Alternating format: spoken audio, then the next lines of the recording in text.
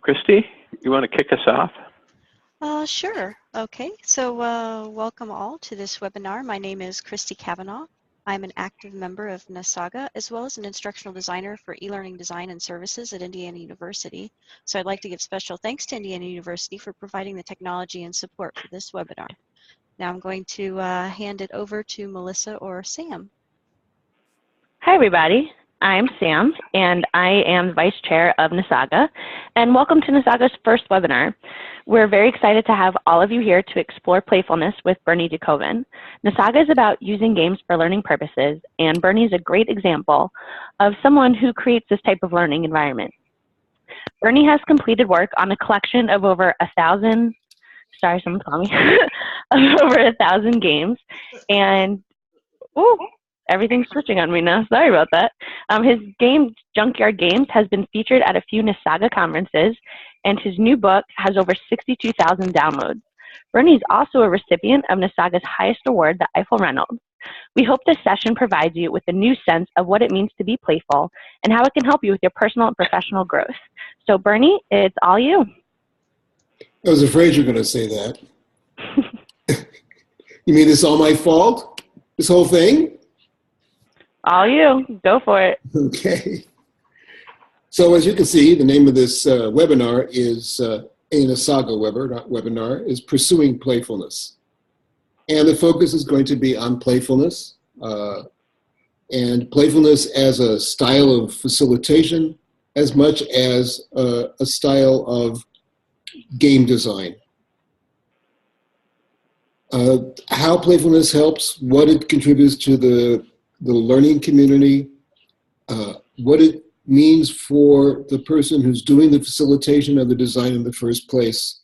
That's kind of what I hope we're able to touch on. And my chat window is open, so if you chat to, you should have your chat window open too, by the way. And if you can chat to everybody, I will see your chat. You can also chat privately to me, and I will commence. So basically, as I see it, games, play, and playfulness, these are actually, they're all related, but they're not the same phenomenon. Games, play, and playfulness are as much of a methodology as well as a factor in design to help us create more effective learning communities where we feel that we can participate more fully and more completely. So that's what it's all about. It's about giving people an opportunity to engage and giving ourselves an opportunity to have more fun.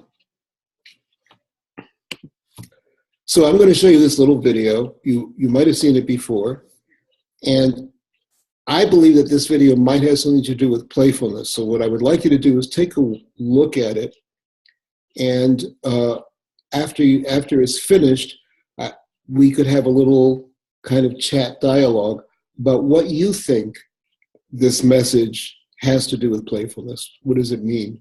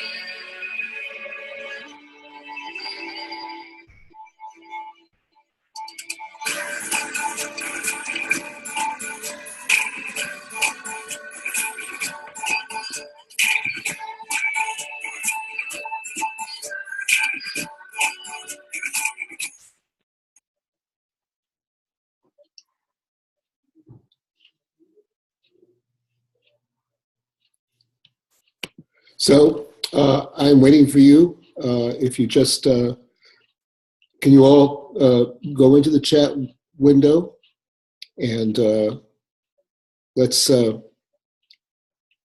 try to get some information from you about how do you think that that little video, what do you think it had to do with playfulness?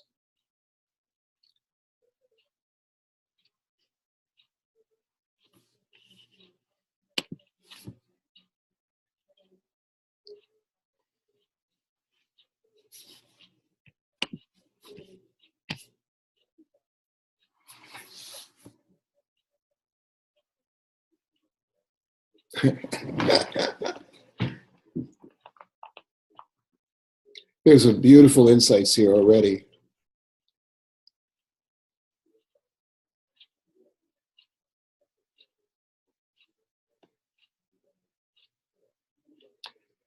Yeah, the idea of changing the rules of the game, I think, is is something that really is we generally we don't give ourselves the opportunity. We think that a game, this is the design, this is how we have to follow the design.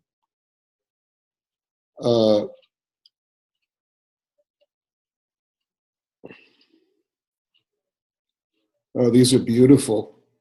I hope you can all see these. They're really wonderful. That's you finessing the game. That's a very good insight, Kay.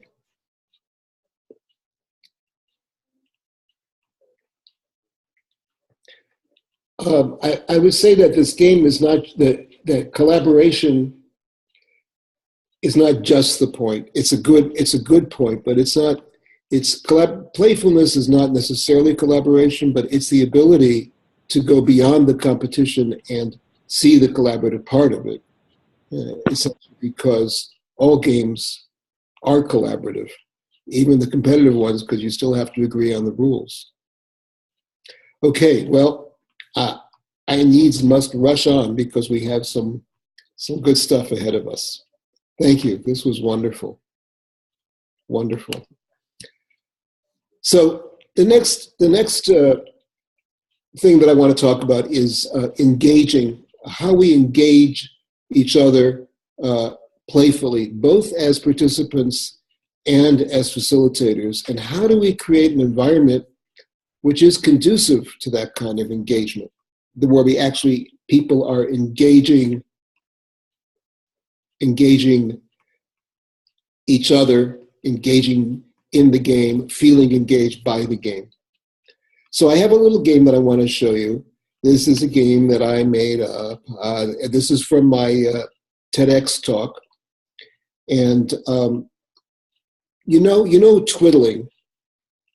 Twiddling is not really a game. It's kind of a thing that people do for no reason except to while away the hours. Well, I like that game because it's such a personal game and it's something that people do for each other, for themselves. And I wanted to see if I could take that game and shift this frame from something that people do by themselves to something that people do together. And here's the result. Lovely. Now this is a bit unanticipated. Observe and participate. You cross your arms. Try to imagine yourself doing this. If there's anybody next to you, you can do it with them, or yes, you can't really do it by yourself. You need somebody. Good. Do it with somebody else. Now, I don't know if you can. Oh, you're doing it two ways. I never thought that's possible. Oh my God, that's lovely. And then you twiddle each other, so to speak. Yes, try the reverse twiddle is good. Yeah. What? That's some wrestling says twiddling. Thank you. So I hope you enjoyed that. But did you notice how we could by taking that idea of twiddling, we could give it enough information for people to kind of make up their own way of doing it? There really wasn't any instructions as how to twiddle two different hands simultaneously, nor were there any instructions about what the objective was. But there was just enough of a framework for people to engage in the experience and try it out and define it for themselves.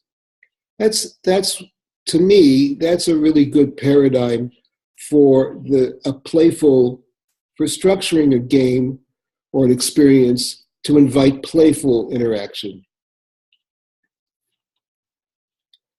To further invite playful interaction, here's a little game. This game is called There Must Be a Good Reason. That's the URL for it if you want to try to go to it later on, or I'm sure that somebody will probably put it into the chat so that you can have that from there, but don't click on it or you'll get out of this presentation. Anyhow, we're calling this Melissa's Late Again, not because of Melissa. It has nothing to do with her. It was just a name. We could call it Tom late. Tom had to, Tom wasn't there. How about that? So we could call it Tom wasn't there. Why was Tom not there? So my wife, this game I was talking about my wife, we lived in Los Angeles. Los Angeles is a hard city to drive in, and people used to cut her off a lot when she was in traffic. Not because she was a super slow or fast driver, just because it was LA. And she used to play this game that she called There Must Be a Good Reason.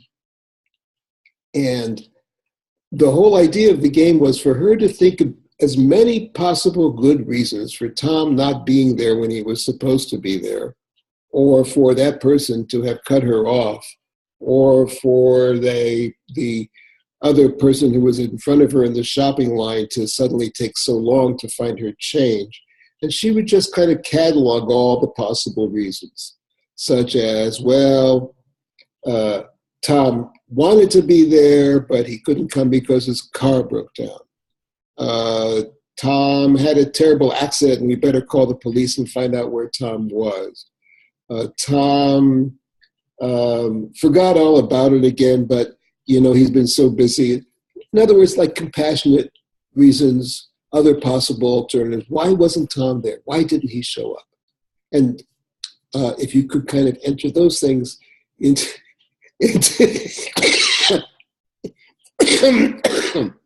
yes, Dave's not here either. So, but why is Dave not here? I'm just responding to Scott's little chat. So anyhow, use the chat and let's try that game. See how many reasons we can figure out why neither Dave nor Tom are here or there. You type it into the chat box.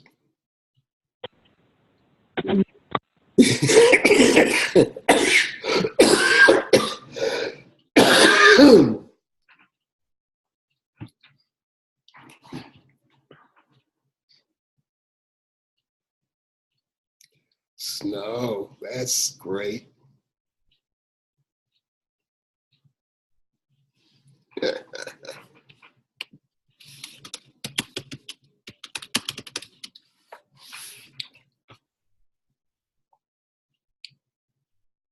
Tom's ultra superhero is needed. And where is there? We're getting deep now into the possibilities. Time zone confusion. Why did he take the scenic route? That's another thing we can start playing from there. You one little higher. All right. Yes, the poor kid, sick child. Okay, so just think about this little game and how by doing this it kind of shifts the perspective on something that ordinarily we would get angry by, we would be insulted by, that it's as an exercise, it's like an exercise in kindness and thinking positively about other people and staying open. Again, playfulness is all about openness. And the fact that we can, in a kind of silly environment, silly game like this, that we can practice something that is as important to us, to our developing community and maintaining community as this kind of, and maintaining our own sanity as just playing this kind of there must be a good reason game. So, okay, I have another game to show you. Now this is a very playful game, and this whole design is to create, as you can see, a playful interaction, which would in other circumstances be very embarrassing for people to be running around looking at it. It's called Elephant Giraffe. And basically the game that goes like this is that people are standing in a circle. There's one person who's in the middle of the circle. That person goes and points to someone and either says elephant or giraffe. If he says elephant, that person has to assume the elephant position. Now, the elephant position generally involves two hands in front of your face like this. I'm assuming that my picture is on, but you can't see it. But you can see me, two elephants. And on either side of the person, the other people give that person an ear. So altogether, they look like one elephant if it was a big-eared, fist-nosed. Anyhow, that's the elephant. And the giraffe is another position. Your hands are up. The people on either side have their... So that's how the game starts. And then during the game, one of the things that the instructor does, or I always do, is I ask people to make up other configurations. Now, this game is kind of classic. It was actually all the people who were involved are pretty well-known game designers themselves. So.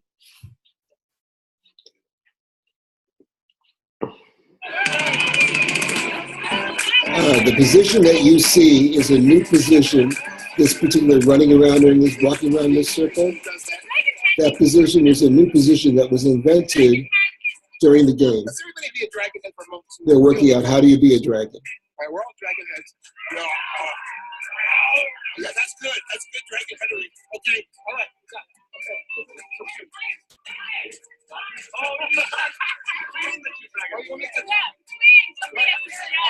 a three-person headed dragon now. Okay, there's a new dragon way. New dragon way. The last way we do the dragon changing it. So while I was trying to teach what they decided, they changed it, so I had to accommodate that.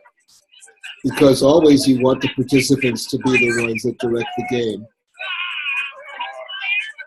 So you see the fire-breathing dragon? And there are the other people who have the dragon body. There's the elephant. There's a giraffe. Oh, giraffe. People are still being a dragon.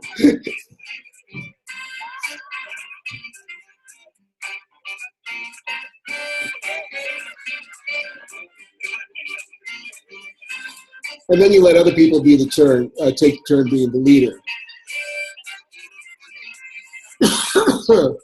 Generally, it's supposed to be the person who makes a mistake has to be the leader, but we just say, hey, whatever. You want to be the leader, go ahead, be the leader.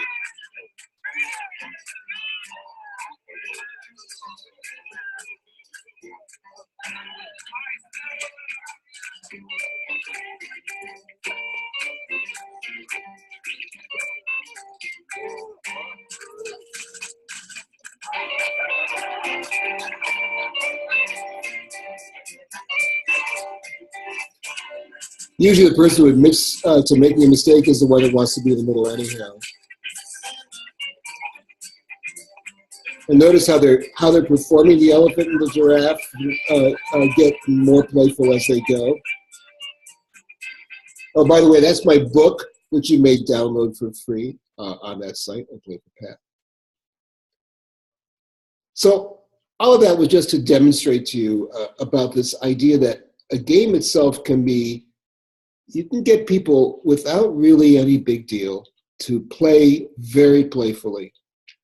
It requires a game that has a structure that can be easily changed, and also a facilitator that has the flexibility to be able to respond to the participants so that the game can always reflect the desires and the interests of the participants. You know what I mean? This is all part of the idea of how do you design something? How do you design either your facilitation, the debriefing, or the game itself for playfulness? That's the question that I'm going to be throwing out to this group mind here and inviting people to enter into the chat, inviting you in particular. Tell us about how do you think, what are the key elements to designing either the facilitation, the debriefing, or the game itself to invite and create an environment of playfulness?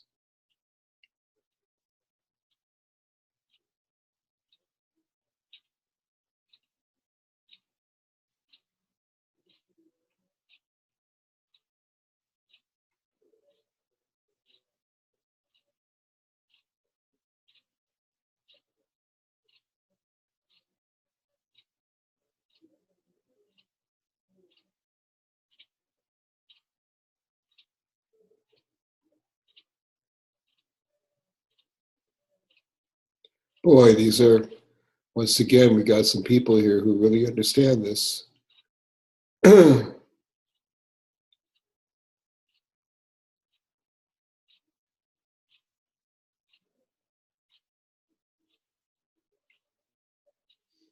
Modeling the behavior.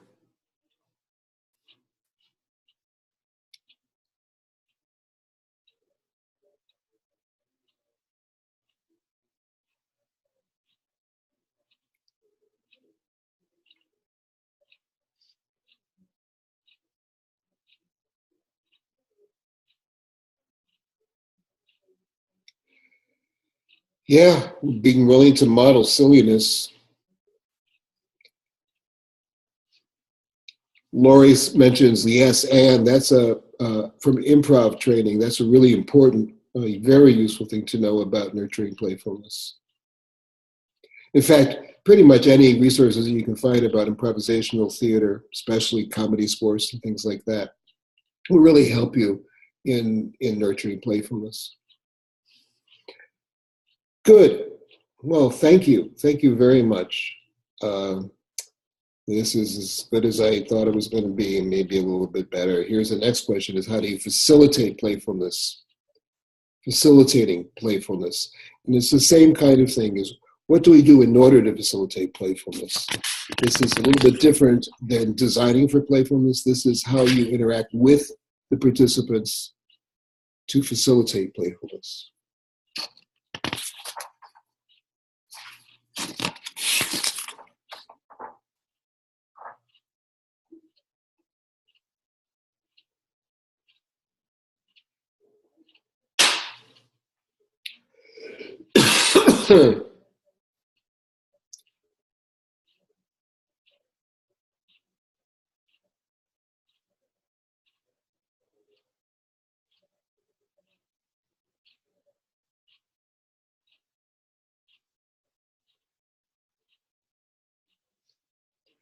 Yep, modeling playfulness is very important, very useful.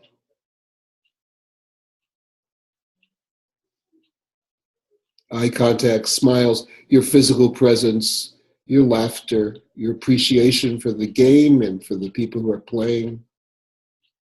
Attuned to what is happening in real life. That's, yep.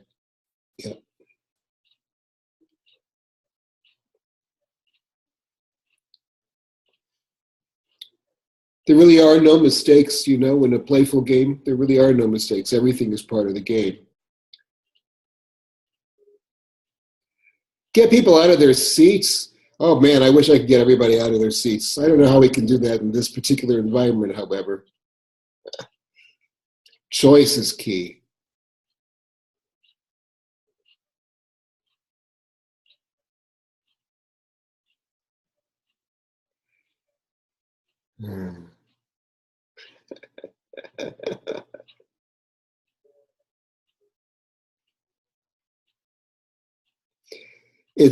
It's yes, enjoy the activity yourself, but you can't force that enjoyment. That enjoyment has to come from you.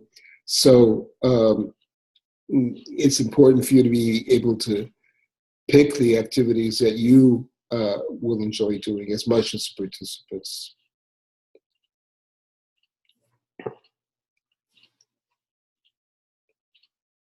sensitive personality. I could do a whole thing about how important that is to be sensitive to personality types and what you can do about that to maintain that sensitivity. In fact, I will talk about it for a little second, if I may. One of the things that I teach people, before I start a game, I will tell them that we're going to play like 3 games, and during the next 3 games, I would like you to quit at least one of them. We're going to call that quitting practice. And the idea of the quitting practice is just so that you know you can quit. And the reason why I want you to know that you can quit is because I only want to play with people who want to play.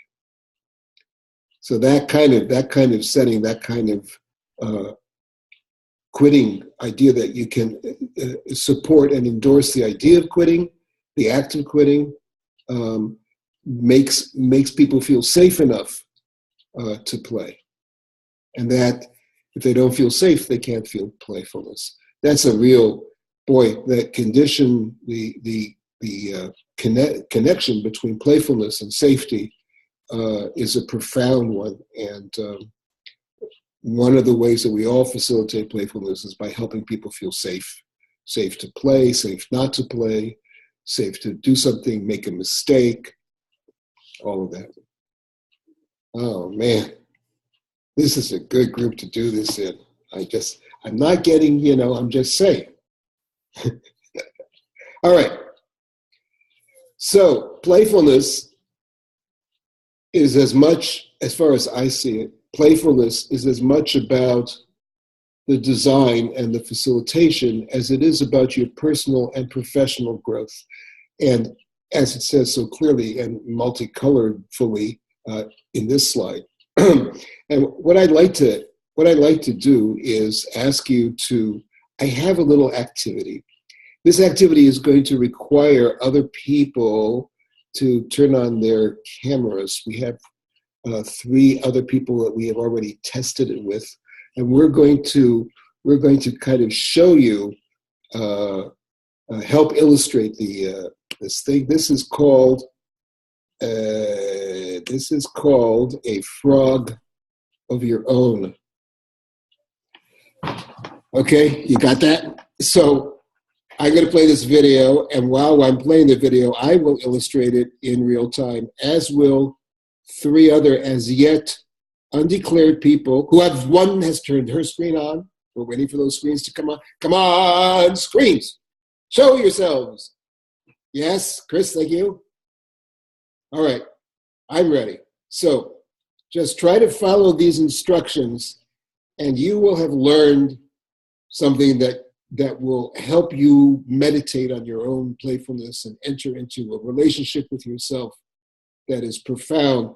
Now, watch, you see the hands? We're having our hand. Okay, I'm about to start it. Just follow along as much as you can. I am honored to introduce you to the way of the frog. The way of the frog. I begin with my 2 hands. 2 hands. This hand and this hand. 2 hands. That's a requirement. You'll need both hands. Both hands. I have 2 bottom fingers. One is what do we call that? We call it the pinky. The pinky. Pinky, yes. And this is the ring finger. Notice I have marked my ring fingers because of the complexity of this experiment. I take the pinky and the ring finger and I intertwine them thusly. You see the intertwination of the fingers? Then I place my 2 middle fingers over my... Are you doing this while we're all doing this? Should we be doing this too? That's the ring fingers. Because this is going to be your frog. This is the trickiest and most difficult. Big time. Okay, watch this. Mysterious part. Watch this. I take my 2 pointers Pointer. and I move them around. Around. Around. You see, they're around the See, around. thusly. Yes. Leaving the 2 pinkies and the thumbs Pinkies. forward movement. Take the 2 thumbs, put them together. Yes. I bring the thumbs together with the pointer. Yeah. And behold, the frog of happiness. Smile. Show your tongue. Yes, two tongues, actually. Two tongues. Lovely frog. There it is. Chris, you've lost one of your eyes, Chris. I don't know how to say this to you. Kiss, frog kiss. Mwah! Did you all get that? Or did you quit?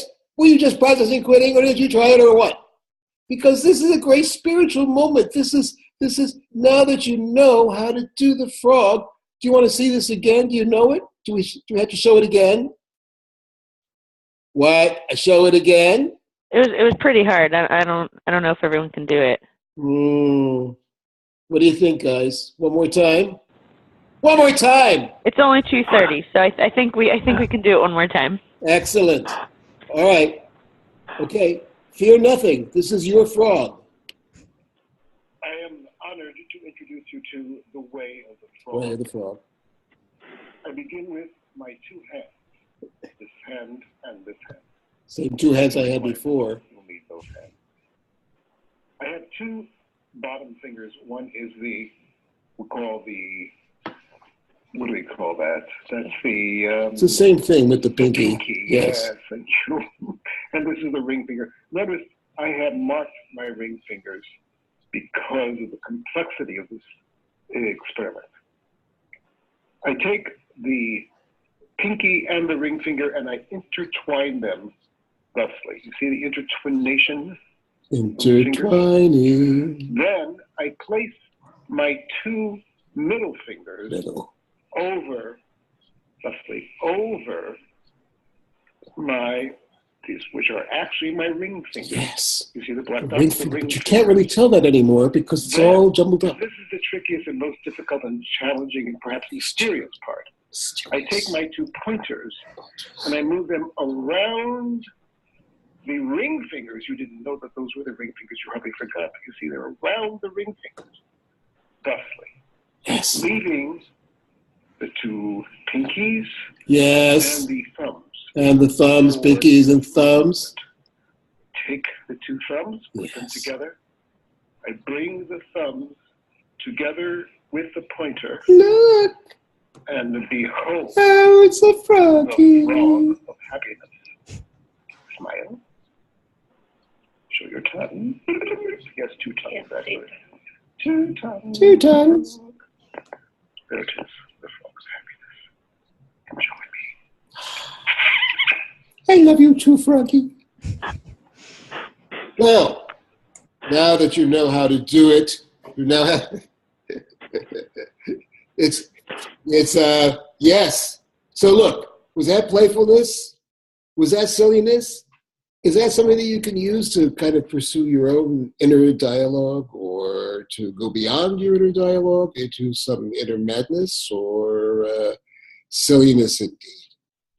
Silliness indeed. And kind of a healing silliness.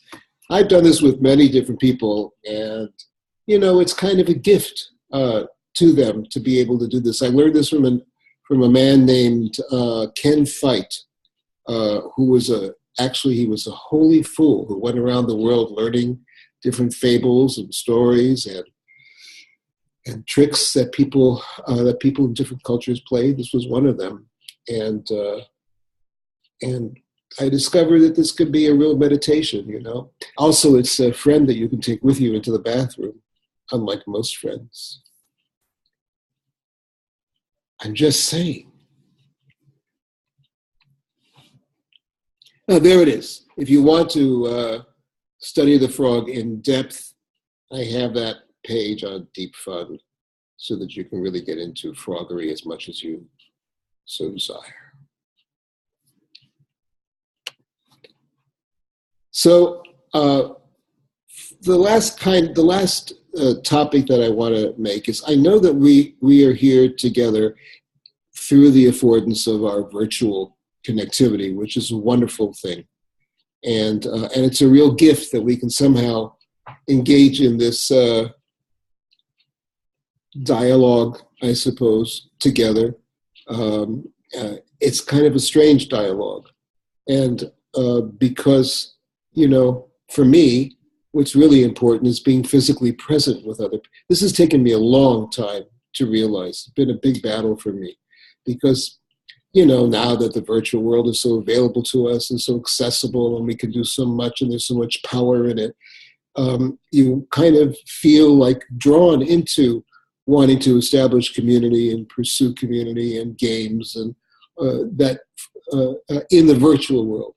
But the physical world, I was asked to describe why I think that virtual games are what's the difference between virtual games and physical games and why I might like physical games more. And I said, well, where would you rather be making love? Okay, so anyhow, if I can go on to the next thing, I want to demonstrate. Okay, so there you are. You're sitting in your chair. Now I'm asking you to imagine while you're sitting in your chair that chair is not your chair, but it's somebody's lap, and that on your lap there is somebody else. And here's a game that we call the lap game.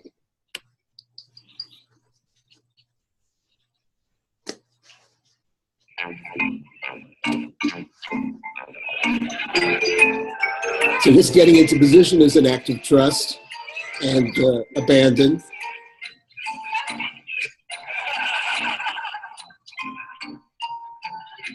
So we try to make it a little bit more difficult. This is where a lot of the playfulness comes in, because once you establish the trust, then what do you do? Oh, look, Ma, no hands. So I just want to share that with you because it's a great game. That we used to play that in the New Games Foundation. Yes. All the New Games trainings, we played just about every game. Brian's nodding his head. Yes. Yes, I've seen it. I've seen that that sitting event, and I tried that with some folks. That was fabulous. Thank you. Yeah, and we've done it with people of many different abilities and ages, and it's just amazing how. I remember once this woman had like a 3-month-old baby with her, and she just put the baby right in front of her, and everybody took care of the baby to make sure that nothing happened to it. I can see that as a wonderful intergenerational game. Yeah, without a doubt. Yes, and whenever, no matter what situation you are, it's the physicality. That's what I wanted to illustrate. The physicality that human contact can be so freeing, introduce such playfulness, and it's kind of like a lot of the other games we're playing. It's kind of a demonstration of how we can all depend. If we create the right circumstances, we can all support each other. Yes. Bernie, is it okay for us to make comments, or is... I don't know. I need to speak to the directors or the heads or the chairman of the organizers. Okay, I'm listening. You can, if you want, Brian, you can write your question in the chat box, and then that way we'll just catalog all of them, and then we can ask Bernie. Cool. Thank you. No problem. So as you can see, we have entered into the Q&A. You see that little man with his question mark holding out his question to you. So please type in your questions using the chat mode. Oops.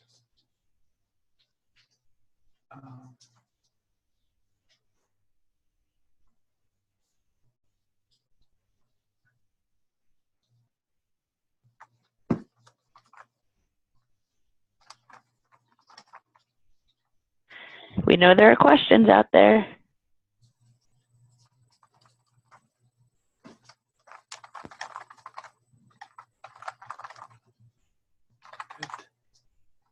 So Bernie, what about playful design for small groups and then really large groups, like over 300?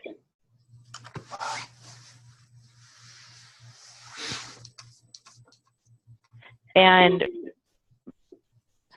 another question that came in is, how does touch fit into play? And Bernie, your audio is off right now. There you go. Am I not muted? Now you're good. Okay. So which question should I answer first, you think? So let's start with Lori's question, which is, let's share differences in playful design for small groups compared to large groups. Small groups, you can be sure that they're going to get into greater depth. And so you want to be, first of all, have more games or more complexity available to them. There's also going to be a greater chance for intimacy and a greater chance for them to really participate in the design of their own games. And that's what that's all about. In larger groups, you need more than one person facilitating. But what you have, was one of the kind of a hidden aspect of an effective game festival, which when people looked at new games, they never, it was hard for us to convey that unless you experienced it, that if you have 300 people, you can have 10, 20 different games going on at the same time. And because you have all of those games going on at the same time, that means that you have a lot of people helping you facilitate, which is very cool because you can share. Bernie's video, should my video be on? I don't see myself either. I have to look at myself in order to see myself. At any rate, but you can hear me, yes? Yeah, we can hear you. Your video is not on. That's okay. I don't want to see myself anyhow. So anyhow. We like seeing you.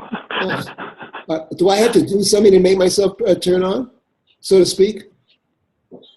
Yes, at the bottom of the screen, Bernie, there's a thing that says start video.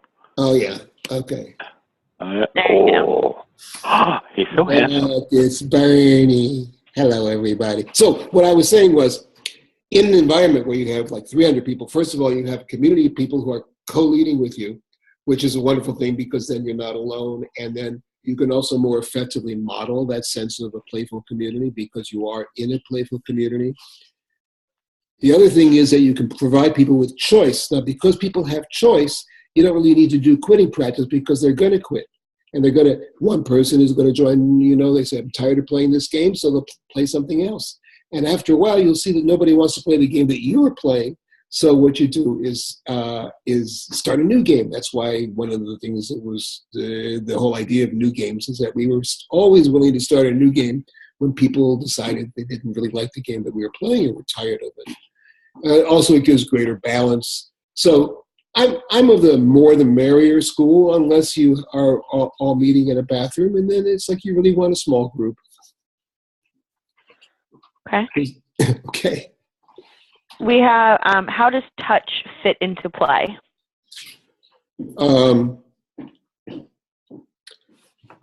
I think that when we play together, when we really have fun together, we tend to become pretty intimate with each other.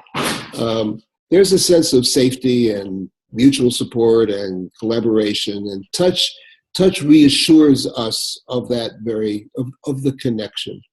And when we discover that we can touch each other safely, which most of the games that I showed you were about, then the connection between us is stronger because it engages the senses as well as the mind and the spirit.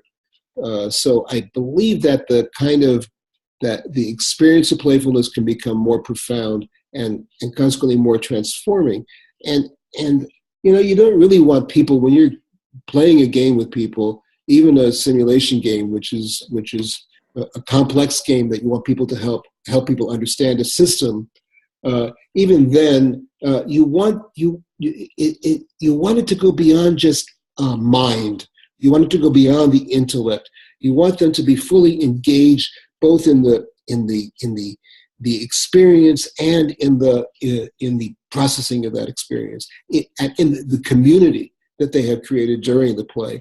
So touch is that bridge that makes that happen.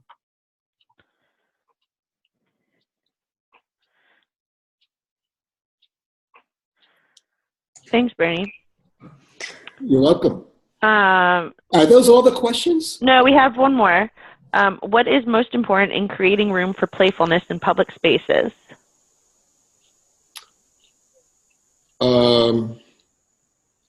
Well, I can't tell you what's most important. Let me just make a list of factors, and then you can determine which ones you think are the most important. As always, safety is a primary issue. And safety, some safety means psychological safety, emotional safety, as well as physical safety. Another thing is a sense of freedom, that people are free to quit, free to join, free to change the rules. And finally is a repertoire of games that you have that are going to be easy enough for people to understand almost without even hearing the instructions.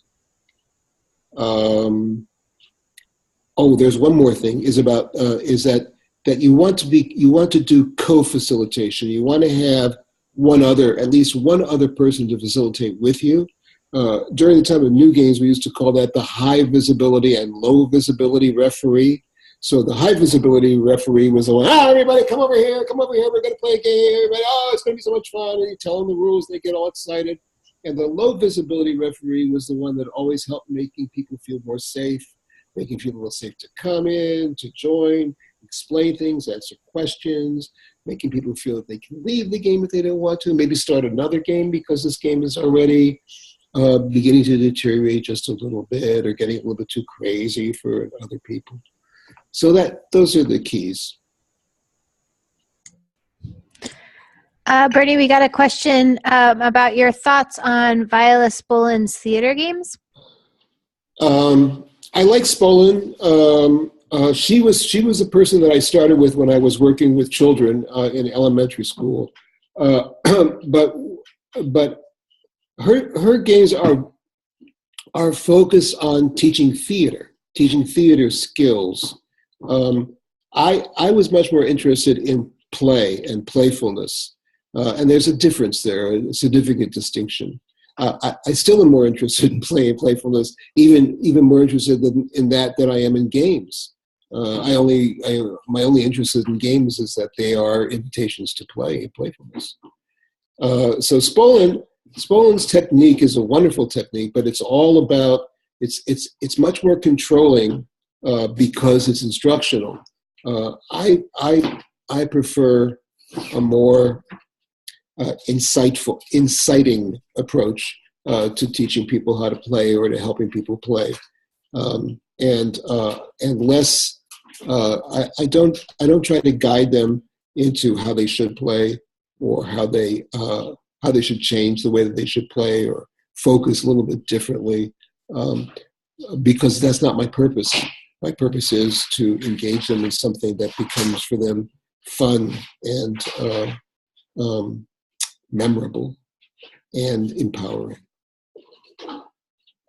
Really. The next question we have is whether you have any experiences with using playfulness with high management teams. Okay. Yeah. Listen, any team, high management, CEO, UN, any team, when they are all equally empowered, can be very playful. And there's like no boundary to it. Once they realize that they're in some place where they're safe and not being seen and not being judged, they're just like everybody else. And they welcome the opportunity. The difficulty is in most cases when you're working with high management teams is that there's usually some higher manager involved that everybody really wants to kind of impress or kind of starts worrying about their status or their connections to the person who decides how much money they can make, and that changes everything. So they no longer feel safe enough to play, and if they don't feel safe to play, then you really can't be effective in providing for the kind of free play that I'm talking about, or the kind of playfulness. It's animals and humans are the same way, that if they don't feel safe, they really don't play. What they really do is tend to be much more destructive or fearsome in the way that they play. End of answer. Okay, the last question I'm seeing is your thoughts on, I'm going to mess up this name, Neva Boyd, and any influence. Yeah, and yeah, she's wonderful. She's much closer to when I discovered her. I was just so excited because she's much more closely into games. That's what I was looking for in the first place, was somebody who could really teach me a wide vocabulary of games and focus on games from the perspective of play. She was one of the first, and yes, still one of the best. What else? So look, see, it says A Playful Path. Those are two of my websites, A Playful Path and deepfun.com. And those are two of my books. The Well Played Game, I originally published it in 1978, and that's a reprinting and an updating that is now available through MIT Press. It's a lovely little book. You'll just love it. I mean, just physically, it's so pretty. And then A Playful Path, which is available on aplayfulpath.com, and you can download it for free. For free, you can download it. Yes. Just go to aplayfulpath.com. 62,000 people have downloaded it so far. Quick, join the masses. Okay, Bernie, it looks like we're getting close to end of time. I know there was one more little activity you wanted to do. There was. Oh, maybe not. There's something about blessings. Blessings. Oh my God. Go. Can I do one more little activity before I go? Yes. Yes. There's a game called the Blessings Game, which actually, this is a long story, and there's a beautiful post about it on Deep Fun. I didn't put while I'm talking to you, I'm going to try to find it. But anyhow, this idea is we're going to make a blessing, write blessings in the chat. And these blessings are kind of a blessing about what we hope will flow, as it says, what we hope will flow from this conversation, meaning what would we like to see as a result? Now that we've had this, you want to call it a conversation, that's good, because I would like to think of it as that way, because I was conversing and with you. So what kind of things would you like to? So this is also to be played a slightly bit competitively. So when somebody says, blessing format is may you or may we all, so may we all be more playful in our, maybe all find more ways to be playful. I will write that down. And then somebody else might write down, wait, I'm writing it down. Ways, be more playful in our work. And then somebody say, maybe not only find more ways to be playful, but maybe we have more fun in our work. And then somebody might say, maybe not only have more fun and be more playful, but may we also make more money while we're being more playful and having fun. So that's the idea. So give it a try, and I'll see if I can find the right thing, just on your text chat.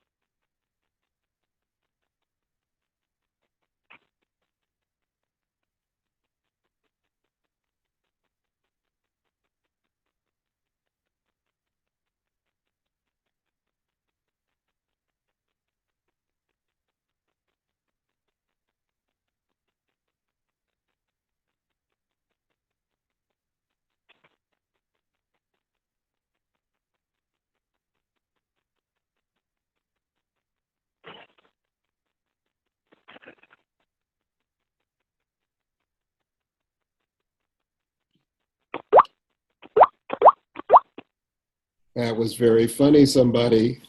That was great. That was just beautiful. Wow, what a perfect game to end this with. Thank you all. We have any closing comments from the organizers and administrators of the Nasaga? So hi, everybody, and let's all give a virtual round of applause to Bernie for doing this. This was a lovely time. I had a great time anyway. I hope you all did as well. So thank you, Bernie, for being our first test case of the new Nasaga webinar. Yay! So for all of you who don't know me, my name is Melissa Peterson, and I am the chair of the board of Nasaga. If you have not heard of Nasaga, Nasaga is the North American Simulation and Gaming Association. And what we do is talk a lot about games and simulations and experiential learning and playful learning and how we can bring those things back to our own work. So we are museum educators, we are instructional designers, we are trainers, we are just designers, game designers. There's so many of us that do so many different things, and we would love to have you join us for more of these sorts of playful learning experiences and have you really become a part of Nasaga if you are not already. So I wanted to talk a little bit about, right before we go, we're having a conference this year in Seattle. It's October 21st to the 25th. And the theme this year is Gamification Buzz. Our conference chair this year is John Chen of GeoTeaming. And if any of you have heard of him, you know that he is a wild and crazy guy, and he's very passionate about what he does with team building through gamification. So he is planning a really exciting conference this year, and I'm excited to go to it. He's already planning some crazy tournaments and things that are going to be brand new to Nasaga. I also wanted to let you know that I know a lot of us, actually, some of us are not even, that are here today, we're not even on the East Coast, but a lot of us were on the East Coast. But even so, most of us are going to have to spend a little bit of money to get to Seattle this year because it's a bit of a distance for some of us. So I wanted to make sure that everyone knows that scholarships are available for our first-time participants and students. So if you're getting a little concerned about, you would love to join us, of course, because we have a lot of fun. But if you're becoming concerned about money, definitely check out about our scholarships, because we love to bring new people in and get them excited about what we do. If you want any other info, our website is nasaga.org, and we have a whole bunch of info there about the conference. You also can get access to our quarterly newsletter, Simages, which is written by Nasaga members and talks a lot about what we all like to do, but also gives you some free activity ideas and some games that you can play right off the bat. It's got interviews with a few people with our rising stars from this past conference. There's an interview with them. They had a really interesting activity, a board game that they were building for tribesmen in Kenya, if I remember correctly, and that is a really interesting article to read. We also spend a lot of time on LinkedIn, so if you haven't connected with us on LinkedIn, I highly recommend it. We advertise all sorts of things that we're doing there, and there's a lot of discussion that goes on LinkedIn. So hopefully, if you haven't already connected with us in some way, you are going to be connecting with us soon, and we would love to hear from you. Just a couple of last minute things. We did record this session, and we are going to be sending it out later on, so you will be able to have access to it and relive the froggy, if nothing else, to your heart's content. And unless there are any other quick questions about nasaga.org, I would like to just say thank you all for coming, and I hope you had a great time. And Chris just posted the Simages link in the chat, so you can grab that if you're interested in checking out some more of what's going on with Nasaga. So thanks, everybody.